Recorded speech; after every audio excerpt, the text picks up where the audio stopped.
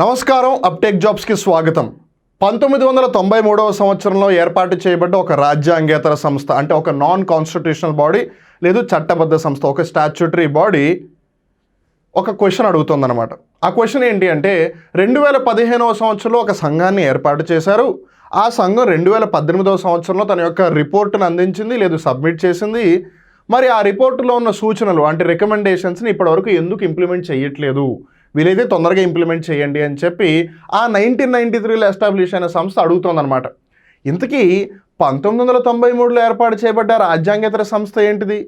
అలానే 2015వ సంవత్సరంలో ఏర్పాటయ్యి 2018వ సంవత్సరంలో తన యొక్క రిపోర్ట్ సబ్మిట్ చేసిన ఆ సంఘం పేరేంటి, లేదు దాని యొక్క అధ్యక్షులు ఎవరు, ఏ అంశానికి సంబంధించి వాళ్ళు అసలు రిపోర్టు సబ్మిట్ చేశారు లేదా రికమెండేషన్స్ ఇచ్చారు, ఇలా వీటన్నిటికి సంబంధించిన సమాచారం మనం ఈ వీడియోలో పూర్తిగా తెలుసుకుందాం. అలానే మొన్న జనవరి 21వ తారీఖున ఎవరైతే ఆదివారం ఉదయం 10 గంటలకి ఏదైతే అప్టేక్ జాబ్స్ ప్లస్లో ఫ్రీ గ్రాండ్ టెస్ట్ అటెంప్ట్ చేశారో ముందుగా వాళ్ళందరికీ కంగ్రాచ్యులేషన్స్. ఎవరైతే దాంట్లో టాప్ 100 వచ్చారో ఆ టాపర్స్ లిస్ట్ కూడా మనం ఈ వీడియోలో చూద్దాము. మరి ఇంకెందుకు ఆలస్యం, let's get into the details. So మనం ఇవాళ ఏ అంశం గురించి చర్చించుకుంటున్నాము అంటే ఇదాతే కమిషన్ లేదు ఇదాతే కమిషన్ సబ్మిట్ చేసిన రిపోర్ట్ గురించి కొంచెం తెలుసుకోవడానికి ప్రయత్నం చేద్దాం.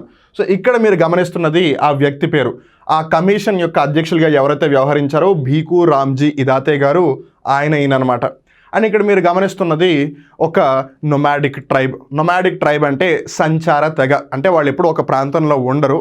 సో వాళ్ళని నొమాడిక్ ట్రైబ్ అంటారు. And that is for various reasons. అది వాళ్ళ దగ్గర ఏవైతే పశువులు ఉన్నాయో అవి మేకలు అవ్వచ్చు, ఆవులు అవ్వచ్చు, గేదెలు అవ్వచ్చు, వాటి యొక్క ఆహారానికి సంబంధించి వాళ్ళు ఎప్పుడు కూడా పచ్చికలను మైదానాలను వెతుక్కుంటూ వేరే వేరే ప్రాంతాలు అంటే గ్రాస్ ల్యాండ్స్ని వెతుక్కుంటూ వేరే ప్లేసెస్కి వెళ్ళిపోతూ ఉంటారనమాట. సో వాళ్ళు ఎప్పుడు కూడా ఒక ప్లేస్లో సెటిల్ అవ్వరు, స్టేషనరీగా ఉండరు. సో వాళ్ళని నొమాడిక్ ట్రైబ్స్ అంటారు. అలానే ఇక్కడ మనం తెలుసుకోవాల్సింది డీనోటిఫైడ్ ట్రైబ్స్, నొమాడిక్ ట్రైబ్స్, అలానే సెమీ నొమాడిక్ ట్రైబ్స్, ఇలా వీటికి సంబంధించి కొన్ని అబ్రివేషన్స్ కూడా మనం ఈ వీడియోలో గమనిద్దాము. సో ఇక్కడ మీరు గమనిస్తున్నది ఒక నొమాడిక్ ట్రైబ్ మహిళ. అలానే ఇక్కడ మీరు గమనిస్తున్నది భీకు రామ్జీ ఇదాతే గారు. మరి వివరాల్లోకి వెళ్తే the national human rights commission stressed on the need for the implementation of the Idate commission report. So మనం ఇక్కడ జాగ్రత్తగా గమనిస్తే మనం ఈ అంశం గురించి ఎందుకు చర్చించుకుంటున్నాం, లేదు అసలు ఈ అంశం వార్తల్లోకి ఎందుకు వచ్చింది అని అంటే నేషనల్ హ్యూమన్ రైట్స్ కమిషన్ అంటే జాతీయ మానవ హక్కుల సంఘం. Remember, it is a non constitutional body, అంటే ఇది ఒక రాజ్యాంగేతర సంస్థ. దీని యొక్క ఏర్పాటు 1993వ సంవత్సరంలో జరిగింది. సో మానవ హక్కులు ఏవైతే ఉంటాయో వాటి యొక్క సంరక్షణార్థం ఈ సంఘం పనిచేస్తూ ఉంటుందన్నమాట. అలానే మనకి హ్యూమన్ రైట్స్ డే కూడా ఉంది కదా, December 10th, దానిని కూడా జాగ్రత్తగా గుర్తుపెట్టుకోండి. సో ఈ స్టాచ్యూటరీ బాడీ అంటే ఇది ఒక చట్టబద్ధ సంస్థ, రాజ్యాంగబద్ధ సంస్థ కాదు. సో ఇది ఏమంటుంది, ఏదైతే ఇదాతే కమిషన్ తన యొక్క రిపోర్ట్ ఇచ్చిందో దాన్ని మీరు ఎందుకు ఇంప్లిమెంట్ చేయట్లేదు, బేసికల్గా ఆ రికమెండేషన్స్ ఎందుకు ఇంప్లిమెంట్ చేయట్లేదని. ఇంతకీ ఆ రికమెండేషన్స్ ఏంటి అని మనం కొంచెం ఇన్ జనరల్గా డిస్కస్ చేస్తే డీనోటిఫైడ్ ట్రైబ్స్ అవ్వచ్చు, నొమాడిక్ ట్రైబ్స్ అంటే సంచార తెగలవ్వచ్చు, అలానే పార్షియల్లీ నొమాడిక్ ట్రైబ్స్ అంటే పాక్షిక సంచార తెగలవ్వచ్చు. వీళ్ళ యొక్క సామాజిక అభ్యున్నతికి సంబంధించి, వీళ్ళ యొక్క హోదాకి సంబంధించి, వాళ్ళని ఏ విధమైన షెడ్యూల్లో అయినా జోడించాలా, లేదు వాళ్ళని ఏ విధంగా కన్సిడర్ చేయాలి, వాళ్ళ యొక్క సోషల్ అప్లిఫ్ట్మెంట్కి సంబంధించి మనం ఏ విధమైన చర్యలు తీసుకోవచ్చు అనే అంశానికి సంబంధించి మొత్తం కూడా ఇదాతే కమిషన్ రిపోర్ట్ ఇచ్చింది. వాళ్ళు రిపోర్ట్ ఏమో 2018వ సంవత్సరంలోనే సబ్మిట్ చేశారు, మీరు ఇంకా ఎందుకు దాన్ని ఇంప్లిమెంట్ చేయట్లేదు అని చెప్పి నేషనల్ హ్యూమన్ రైట్స్ కమిషన్ మరొకసారి దాన్ని స్ట్రెస్ చేస్తోందనమాట. అందుకని ఈ అంశం వార్తలోకి వచ్చింది, అందుకని మనం కూడా డిస్కస్ చేస్తాం. సో ఇంతకీ ఈ కమిషన్కి అధ్యక్షులుగా ఉన్నది ఎవరు అని అంటే భీకు రామ్జీ ఇదాతే గారు. అయితే ఇదాతే అనేది ఆయన యొక్క ఇంటి పేరు అనమాట. బట్ ఏదైతేనే ఎక్కువగా ఉత్తర భారతదేశంలో లేదు కొంచెం మధ్య భారతదేశం, సెంట్రల్ పార్ట్ ఆఫ్ ఇండియాలో కూడా సర్నేమ్తోనే ఎక్కువగా మనుషుల్ని పిలుస్తూ ఉంటారు. ఇప్పుడు ఉదాహరణకి విరాట్ కోహ్లీ ఉన్నాడు. విరాట్ కోహ్లీలో తన యొక్క పేరు విరాట్, కోహ్లీ తన పేరు కాదు, కోహ్లీ తన యొక్క ఇంటి పేరు. సో అలానే ఇక్కడ భీకు రామ్జీ ఇదాతేలో ఇదాతే తన యొక్క ఇంటి పేరు. బట్ ఏది ఏమైనా సరే ఎక్కువగా సర్నేమ్తో పిలుస్తుంటారు కాబట్టి ఆ కమిషన్ కూడా అదే పేరు వచ్చేసింది, because he is the chairman, తను ఈ సంఘానికి అధ్యక్షులు అనమాట. సో ఇంతకీ ఈ ఇదాతే కమిషన్ ఏదైతే ఉందో దాన్ని ఎస్టాబ్లిష్ చేసిన మంత్రిత్వ శాఖ ఏది అని గమనిస్తే ministry of social justice and empowerment అంటే సామాజిక న్యాయం మరియు సాధికారత మంత్రిత్వ శాఖ. ఈ మంత్రిత్వ శాఖ ఈ ఇదాతే కమిషన్ యొక్క ఏర్పాటు చేసింది. ఎప్పుడు ఏర్పాటు చేసింది? 2015వ సంవత్సరంలో ఏర్పాటు చేసింది. ఇది ఎన్ని సంవత్సరాలకు గాను ఏర్పాటు అయ్యింది? 3 సంవత్సరాల పాటు. And remember, it was a temporary అనమాట, అంటే ఒక పాక్షిక కాలం పాటు 2015వ సంవత్సరంలో ఈ సంఘం యొక్క ఏర్పాటు జరిగింది. ఆ సంఘం యొక్క అధ్యక్షులు చైర్మన్ ఇదాతే గారు. సో 2015కి 3 years అంటే ఆబ్వియస్లీ 2018. సో ఎప్పుడు ఎలా కన్సిడర్ చేస్తారంటే వాళ్ళ యొక్క రిపోర్ట్ని ముందే సబ్మిట్ చేస్తే దాన్ని అక్కడితో క్లోజ్ చేసేస్తారు, లేదు వాళ్ళకి డెడ్ లైన్ అంటే ఒక స్పెసిఫిక్ డేట్ ఇస్తారు. ఒకవేళ వాళ్ళు రిపోర్ట్ సబ్మిట్ చేయాల్సి వచ్చినా even if they wait till the last date, that day will be considered as the last day అనమాట. సో అలా 2015కి 3 years ఇచ్చారు.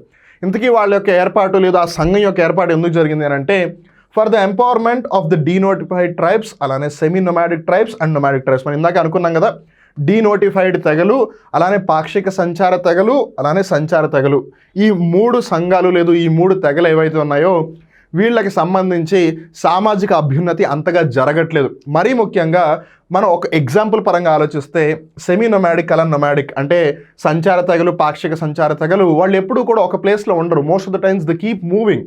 సో వాళ్ళు ఎప్పుడు మొబైల్గా ఉంటున్నారు. మొబైల్గా అంటే అగైన్ మూవ్ అవుతూ ఉన్నవాళ్ళు అనమాట.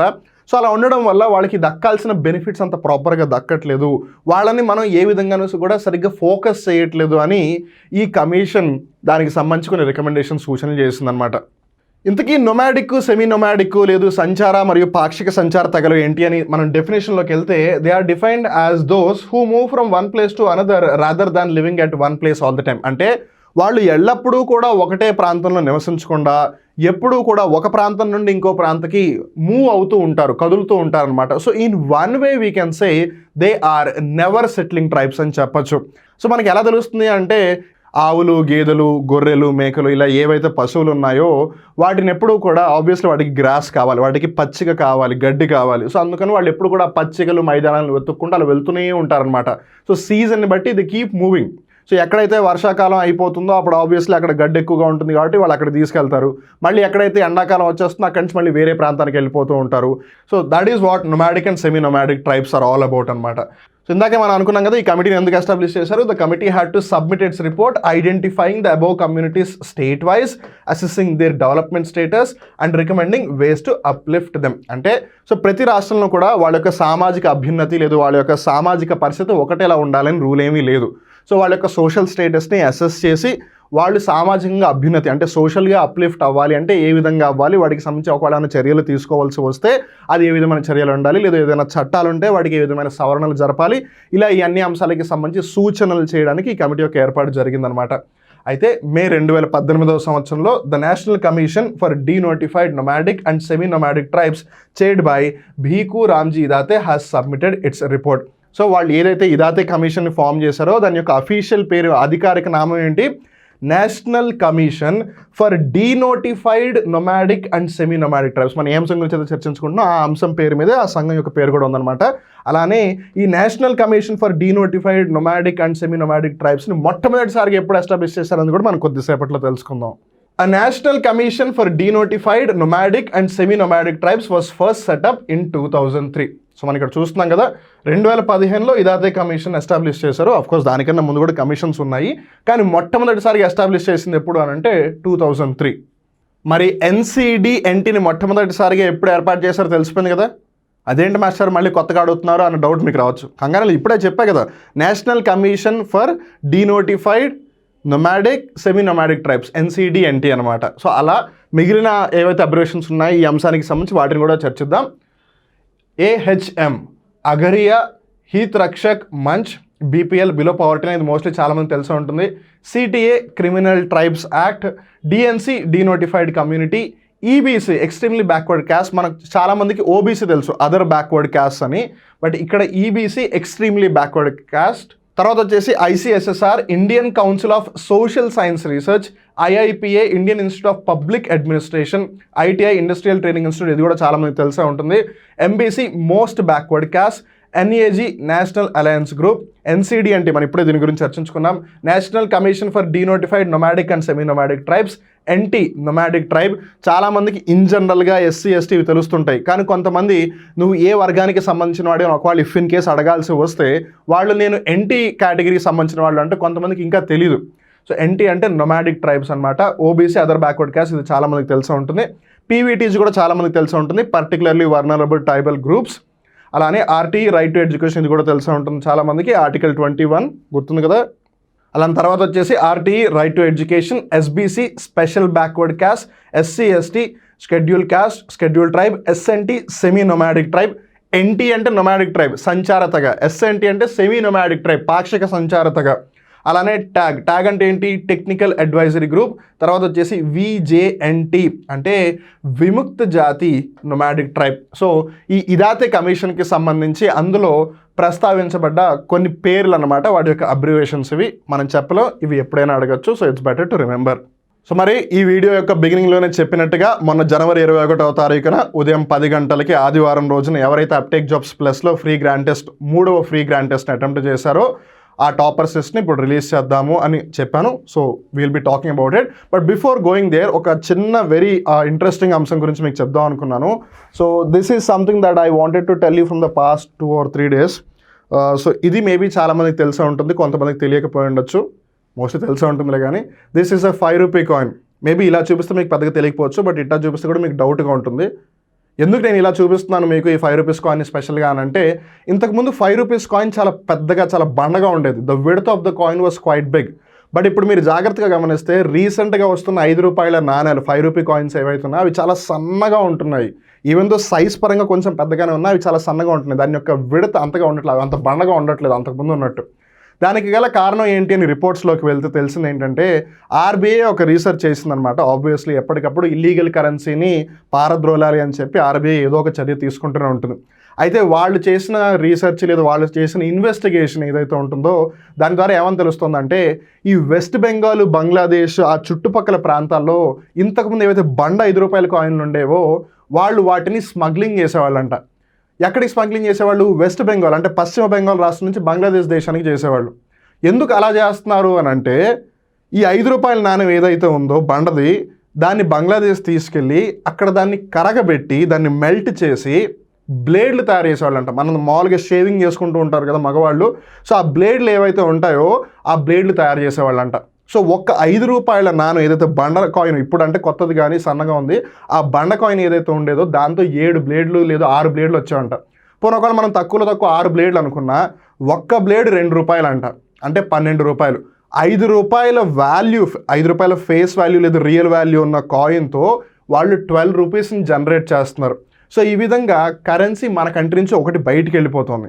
అండ్ సెకండ్, అది స్మగుల్డ్ వెళ్తుంది, అంటే అది ప్రాపర్గా వెళ్తున్న 5 రూపీస్ కాదు, అది స్మగుల్డ్ వేలో వెళ్తుంది. అండ్ మూడవది, దాని యొక్క ఫామ్ మార్చేస్తున్నారు, సో అది సర్క్యులేషన్ నుంచి బయటికి లేకుండా పోతుంది. అలానే వాళ్ళు బ్లేడ్లు తయారు చేసి దాని మీద ప్రాఫిట్ కూడా పొందుతున్నారు. And again that's being not accounted. So ఇలా దీనికి సంబంధించి ఒక పెద్ద బ్లాక్ మార్కెటే జరుగుతోంది అనే ఉద్దేశంతోనే వాళ్ళ 5 రూపీ కాయిన్ యొక్క సైజుని తగ్గించేశారు. ఒకవేళ ఈ విషయం మీకు ముందే కనుక తెలుసున్నట్టయితే కింద ఎస్ అని కామెంట్ చేయండి. కింద అంటే అదే కామెంట్ సెక్షన్లో ఎస్ అని కామెంట్ చేయండి. ఒకవేళ మీకు ఈ విషయం తెలియకపోయినట్టయితే ఇప్పుడు తెలుసుకున్నారు కాబట్టి ఓకే అని పెట్టండి. అలానే ఈ విషయం గురించి మిగతా వాళ్ళకు కూడా తెలిస్తే వాళ్ళకు కూడా బాగుంటుంది కాబట్టి ఈ విషయాన్ని మర్చిపోకుండా వాళ్ళతో కూడా షేర్ చేయండి. On that note, talking about the toppers who stood number 5, I mean 1 to 5 in the 3rd free grand test అని గమనిస్తే ముందుగా వచ్చింది పబ్లిటెన్ అనమాట. పేరు చాలా వింతగా ఉంది, పబ్లిటెన్. తర్వాత మాండవ రమేష్, మేఘజ్యోతి, శారద, అనిత, సుధాకర్, వీళ్ళ 5గురు కూడా టాప్ 5లో వచ్చారు. వీళ్ళ 5గురికి పబ్లిటెన్, రమేష్ గారు, మేఘజ్యోతి గారు, శారద గారు, అలానే అనిత గారు, వీళ్ళ 5గురికి కూడా హార్టీ కంగ్రాచులేషన్స్ అప్టేక్ జాబ్స్ తరపున. సో వీళ్ళ 5గురు ఏ ఎగ్జామ్కి అయితే లేదు ఏ కోర్స్కి అయితే ప్రిపేర్ అవుతున్నారో అప్టేక్ జాబ్స్ యాప్ వాళ్ళకి ఆ కోర్సుని ఒక పూర్తి సంవత్సరం పాటు ఉచితంగా ఇస్తుంది. So once again wishing hearty congratulations. And మీరు ఏ ఎగ్జామ్కి ప్రిపేర్ అవుతున్నా సరే డోంట్ వరీ, అప్టేక్ జాబ్స్ మీకు కాల్ చేస్తుంది. Not only just for these 5 people, ప్రతి ఒక్కరికి కూడా అప్టేక్ జాబ్స్ కాల్ చేస్తుంది. So wishing everyone all the very best. మరి 6 నుంచి 20 ర్యాంక్లు ఎవరున్నారని గమనిస్తే, సాహితి గారు, నాగా ఎన్ఎన్ఆర్, మహేష్, చెన్న, సంతోష్ గంగు, ఆర్ భవానీ, కాలా అశోక, శేఖర్, అలానే ఇక్కడ గమనిస్తే ఖాదర్ బి, పెట్ల విద్య, గిరిధర, దేరంగుల, ఇందు, వెంకట్రావు దారా, అవినాష్ కుమార్, అలానే గట్టు కార్తిక్, వీళ్ళందరూ కూడా 6 నుంచి 20 లోపల వచ్చిన వాళ్ళు. వీళ్ళందరికీ కూడా హార్టీ కంగ్రాచులేషన్స్. సో వీళ్ళకి 9,000 రూపాయల కోర్స్ ఏదైతే ఉంటుందో అది 1,000 రూపాయలకే లభిస్తుందన్నమాట. సో మీరు ఏ ఎగ్జామ్కి అయితే ప్రిపేర్ అవుతున్నారో దానికి సంబంధించిన కోర్స్ మీకు 9,000 రూపాయలది 1,000 రూపాయలకే లభిస్తుంది. So hearty congratulations.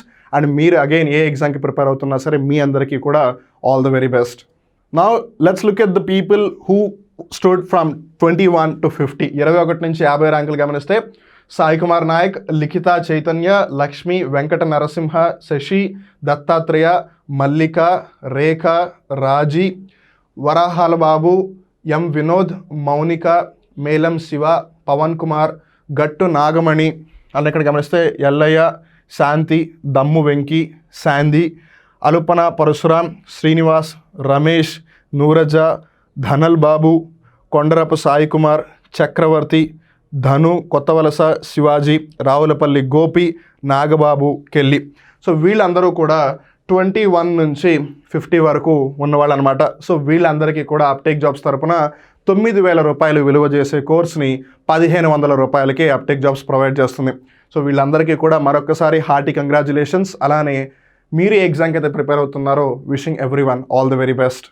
Now let's talk about the list from 51 to 100.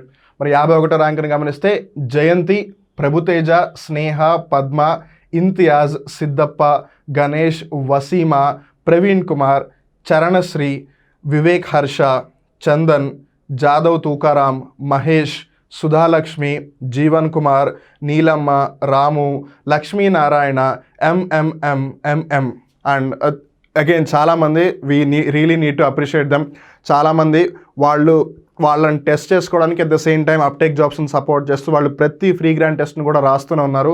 I think if I'm not wrong ఈ ఎంఎంఎం అనే పర్సన్ సెకండ్ టైం రాస్తున్నట్టున్నాడు if I'm not wrong. So that's the spirit. కొన్నిసార్లు మనం టాప్ 5లో రావచ్చు, కొన్నిసార్లు మేబీ టాప్ 100లో కూడా రాకపోవచ్చు. But the only thing that always matters is the persistence. That is the key factor. So మనం ట్రై చేస్తూ ఉండాలి, మనం చేయగలిగింది చేయాల్సింది మనం చేస్తూ ఉండాలి, అవ్వాల్సింది ఎప్పుడో అప్పుడు ఖచ్చితంగా అవుతూ ఉంటుంది. So it's not only just the people who are in the first top 100, rather we would like to congratulate all the people who have give their best అనమాట. సో తర్వాత వరికోట రాజశేఖర్, శరత్ చంద్ర, ఎస్ఎస్ఆర్, కేయూపీఎస్సి, అలానే పారుట్ల శ్రీకాంత్, చిన్న, తర్వాత కరుణాకర్, కృష్ణసింగ్, సుజన, రాశి, దేవదానం, ఏకే, రుక్మిణి, లోకేశ్వరరావు, అలానే భూషణం, పల్లా నాగరాజు, జ్యోత్స్న, నాగబాబు, అలానే భూషణం, నాగరాజు నాయక్, అలానే రాణి ఎం. కంగారు పడకండి, 91 to 100 కూడా నేను చెప్తాను. సో వీళ్ళందరూ అలానే 91 to 100 ఎవరైతే ఉంటారో వాళ్ళందరికీ కూడా అప్టేక్ జాబ్స్ తరపున 9,000 రూపాయలు విలువ చేసే కోర్స్ని 2,000 రూపాయలకి అప్టేక్ జాబ్స్ ప్రొవైడ్ చేస్తుంది. సో మరొకసారి వీళ్ళందరికీ హార్టీ కంగ్రాచులేషన్స్. అండ్ మీరు ఏ ఎగ్జామ్కి ప్రిపేర్ అవుతున్నారో ఆ ఎగ్జామ్కి సంబంధించి wishing all of you all the very best. మరి 91 నుంచి 100 వరకు ఎవరున్నారని గమనిస్తే అనుముల ఉదయ్ కిరణ్, భరత్ కుమార్, ఆర్ కృష్ణ, మహేష్, రేష్మా ఎస్కే, రాశి కొల్లూరి, షహనాజ్ ఎస్కే, హరిత, అలానే గుణశేఖర్, శివనారాయణ. సో వీళ్ళు 91 to 100. సో వీళ్ళకి కూడా 9,000 రూపాయలు విలువ చేసే కోర్స్ అప్టేక్ జాబ్స్ తరపున 2,000 రూపాయలకే లభిస్తుంది. So wishing all of these toppers, I mean not only just 91 to 100, right from 1 to 100 మీరు అందరూ టాపర్లే. ఆఫ్ కోర్స్ మనం ఒక్క క్వశ్చన్ అటు ఇటుగా పెట్టినా సరే పొజిషన్స్ డెఫినెట్గా మారుతాయి. That's how competition works. So ఆ స్పిరిట్ని ఎప్పుడు కూడా దృష్టిలో పెట్టుకుని మీ ప్రిపరేషన్ అలానే కొనసాగిస్తూ ఉండండి. మీ ప్రిపరేషన్లో అప్టేక్ జాబ్స్ని, అప్టేక్ జాబ్స్ ప్లస్ని కూడా భాగస్వామ్యాలను చేస్తున్నందుకు మేము ఎల్లప్పుడూ కూడా మీకు కృతజ్ఞతలు తెలుపుకుంటూనే ఉంటాము. మీ సపోర్ట్ని ఇలానే కంటిన్యూ చేస్తూ ఉండండి. అది అప్టేక్ జాబ్స్ యాప్ అవ్వచ్చు, అది అప్టేక్ జాబ్స్ ప్లస్ యాప్ అవ్వచ్చు, లేదా అప్టేక్ జాబ్స్ యూట్యూబ్ ఛానల్ అవ్వచ్చు. మీ సపోర్ట్ లేనిదే మేము లేము. సో ఈ సపోర్ట్ని మీరు ఎల్లవేళలా ఇలానే కంటిన్యూ చేస్తారని ఆశిస్తూ ఉన్నాము. ఇక్కడిది వాళ్ళ కరెంట్ అఫైర్ ఎపిసోడ్ ముగుస్తుంది. So that is the list for the 3rd free grand test that has been conducted by Uptake Jobs plus. ఇంకో ఫ్రీ గ్రాండ్ టెస్ట్ రేపు 28వ తారీఖున ఉదయం 10 గంటలకు ఆదివారం నాడు జరుగుతుంది. Most probably that will be the last free grand test అనమాట. సో ఈ అందు వచ్చిన అవకాశాన్ని ఎట్టి పరిస్థితుల్లో కూడా మిస్ చేసుకోవద్దు. మీరు ఒకవేళ గడిచిన 3 ఫ్రీ గ్రాండ్ టెస్ట్ ఇప్పుడు వరకు అటెంప్ట్ చేయకపోయినట్టయితే దిస్ ఈజ్ యువర్ ఛాన్స్ అని చెప్పాలి. So 4th free grand test ఏదైతే ఉంటుందో జనవరి 28వ తారీఖున మిస్ అవ్వకుండా ఖచ్చితంగా అటెంప్ట్ చేయండి. సో వన్స్ అగైన్ టాపర్స్ అందరికీ కూడా హార్టీ కంగ్రాచులేషన్స్. మీరు ఏ ఎగ్జామ్ ప్రిపేర్ అవుతున్నా సరే wishing everyone all the very best. మళ్ళీ ఇంకో రోజు ఇంకో కొత్త కరెంట్ అఫైర్ ఎపిసోడ్లో కలుద్దాం. అప్పటి వరకు చూస్తూ ఉండండి అప్టేక్ జాబ్స్. మిమ్మల్ని మీరు అప్డేట్ చేసుకుంటూ ఉండండి. అలానే don't forget to like, share and subscribe our YouTube channel uptake jobs. అప్పటి వరకు నేను మీ వివేక్. నమస్కారం.